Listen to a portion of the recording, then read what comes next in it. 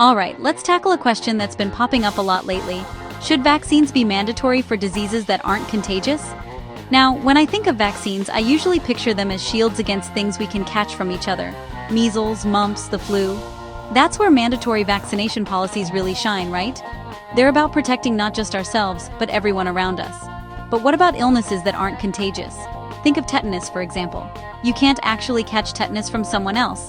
It comes from bacteria in the environment, like stepping on a rusty nail. So, if my vaccine status doesn't affect your risk, does it make sense for the government to require it? Well, on one hand, the main argument for mandatory vaccination kind of disappears. I'm not putting anyone else at risk if I skip a non-contagious vaccine. But there's another side to this coin. If a lot of people refuse these vaccines, hospitals could see more severe preventable illnesses. That means more costs for the healthcare system, and possibly more suffering for those who didn't get vaccinated. So, should vaccines for non-contagious diseases be mandatory? Most experts say no. It's usually not justified.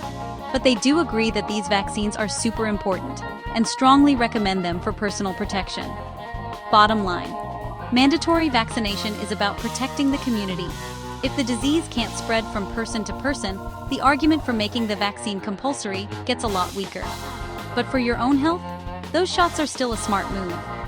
Let me know what you think in the comments. Would you support mandatory vaccines for non-contagious diseases? Thanks for watching.